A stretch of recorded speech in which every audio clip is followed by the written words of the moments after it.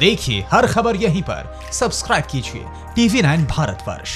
देखिए, सबसे पहले मैं प्रधानमंत्री जी का धन्यवाद करूंगा कि उन्होंने पक्ष विपक्ष सबको साथ लेते हुए, सबको विश्वास में लेते हुए जो आज एक चिंताजनक परिस्थिति चाइना द्वारा उत्पन्न की गई है, उसकी खैर जितनी निंदा की जाए उतनी कम है। कहीं ना कहीं चाइना की नीयत में हमेशा से खोट रही है। एक तरफ जहां पूरे विश्व के अधिकांश देश विश्व में फैली हुई इस महामारी के लिए चाइना को जिम्मेदार मानते हैं, तो वहीं दूसरी तरफ ऐसे समय में भी जिस तरीके से चाइना भारत में घुसपैठ कर रहा है और हमारे जवानों को शहीद किया, इसकी जितनी निंदा की जाए उतनी कम है।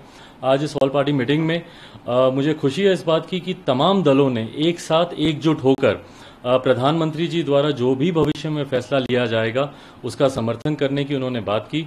मैंने भी अपनी पार्टी की तरफ से पूरी तरीके से प्रधानमंत्री जी को आश्वस्त कराया, हमारे रक्षा मंत्री जी को, हमारे गृह मंत्री जी को, हमारे विदेश मंत्री जी को इस बात का विश्वास दिलाया पार्टी की तरफ से कि लोक जनशक्ति पार्टी प्रधानमंत्री जो भी फैसला लेंगे, यकीनन भारत हमेशा से युद्ध में नहीं बल्कि बुद्ध में विश्वास रखता है। पर हकीकत ये भी है कि हमारे प्रधानमंत्री जी ने समय समय पर अपने आप को प्रूव भी किया। इससे पहले जब प्रधानमंत्री जी ने कहा था कि ये बलिदान व्यर्थ नहीं जाएगा पुलवामा की घटना के दौरान, तो उन्होंने अपनी बातों को सही ठहराया। इस बार भी मुझे विश्वास है कि भले हम लोग युद्ध में विश्वास नहीं रखते, पर जब जब किसी ने भी भारत माता की तरफ आंख उठाकर देखने का प्रयास किया है तो उसे उसी की भाषा में उचित जवाब भी हमारे प्रधानमंत्री जी ने दिया। बट बहरहाल उचित समय पर जो भी उचित फैसला हमारे प्रधानमंत्री लेंगे, लोक जनशक्ति पार्टी पूरी मजबूती से प्रधानमंत्री जी के उस फैसले के साथ खड़ी रहेगी।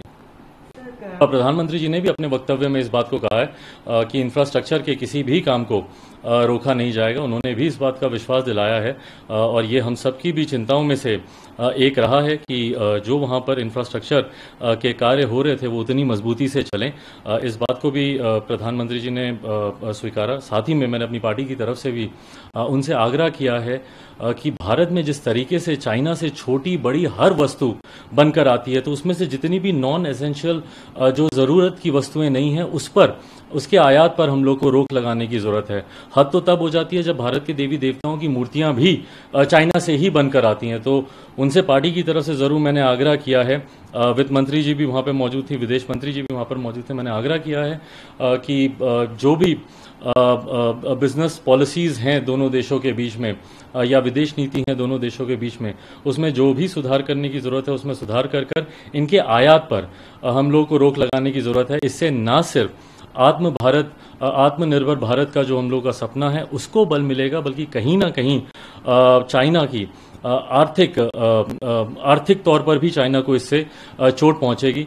और मुझे पूरी उम्मीद है कि आने वाले समय में तमाम इस तरीके के मजबूत फैसले हमारे प्रधानमंत्री जी लेंगे और लोक जनशक्ति पार्टी पूरी मजबूती से उनके हर फैसले के साथ है।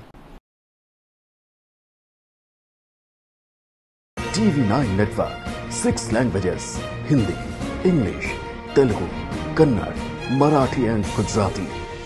56 crore impressions. India's #1 news network. TV9 network.